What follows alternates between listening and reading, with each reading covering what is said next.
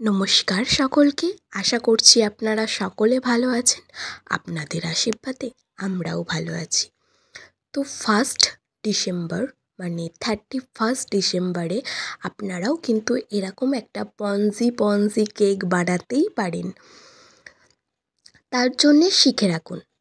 আমি জানি আমিও ফার্স্ট টাইম বানাচ্ছি, আমিও দেখে শিখেছি, তাই আপনারাও দেখে শিখুন।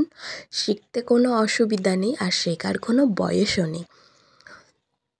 তো প্রথমেই যেটা আমাদের লাগবে ডিমটা কিন্তু মাস্ট। ডিম ছাড়াও কেক হয়, সেক্ষেত্রে আপনারা দই নেবেন। যদি আপনারা ভেজিটেরিয়ান হন, মানে ননভেজটা অ্যাভয়েড করেন, তাহলে তারপরে চিনি আর ডিমটা খুব সুন্দরভাবে মিক্স করতে হবে ততক্ষণ পর্যন্ত যতক্ষণ না চিনিটা গলে যাচ্ছে। তারপরে চিনিটা গলে আসলে তখন আমরা সাদা তেলটা কিন্তু মাস্ট, ওটা কিন্তু দিতেই হবে, না হলে কিন্তু হবে না। তো চিনিটা যখন গলে আসবে তখন কিন্তু আমরা দিয়ে দেব ময়দা। 1 কাপ চিনি দিয়েছি আর 2 কাপ ময়দা দিয়েছি। আর ডিম কিন্তু একটাই দিয়েছি আমি, আপনারা চাইলে কম বেশি করতে পারেন। আপনারা যদি বেশি পঞ্জি চান তাহলে কিন্তু আপনারা 2টো ডিম দিতেই পারেন। তারপরে ময়দা দিয়েও ভালো করে মিক্স করতে হবে। দিয়ে দেখবেন একটু টাইট হয়ে যাচ্ছে, মানে কেকের যেরকম ব্যাটার দরকার সেটা হচ্ছে না, তখন কিন্তু আপনাদের দুধ দিতে হবে। আমার এই 2 কাপ ময়দায় 1.5 কাপ মতন দুধ লেগেছে। আপনারাও আপনাদের পরিমাণ অনুযায়ী দেবেন। তারপরে দেখতেই পাচ্ছেন কতটা সুন্দর একটা স্মুথ ব্যাটার তৈরি হয়েছে। এবার আসল জিনিসটা এই ইনোটা দিয়েই কিন্তু আমরা কেকটা বানাবো। আপনারা যদি চান বেকিং সোডাও দিতে পারেন, কিংবা তারপরে কোকো পাউডার, তারপরে আরও যা যা আছে কেকের জন্যে, ভ্যানিলা এসেন্স, এসব দিতেই পারেন। বাট আমাদের বাড়িতে ওইসব কিছু ছিল না।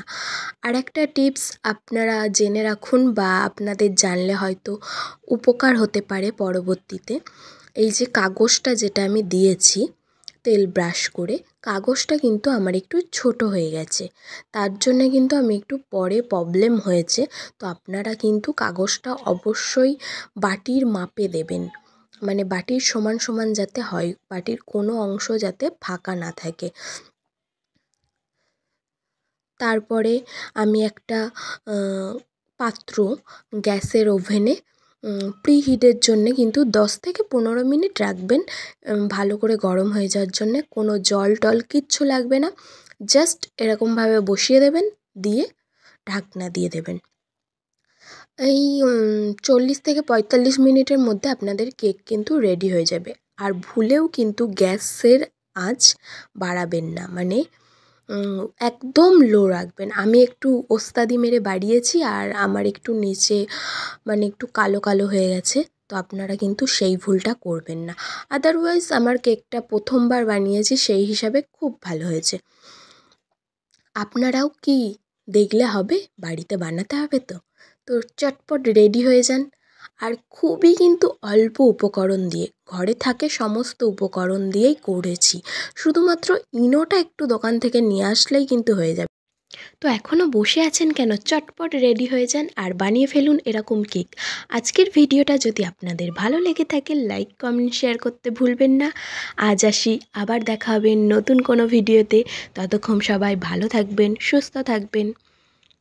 আজ বিদায় নিচ্ছি, আবার দেখা হবে।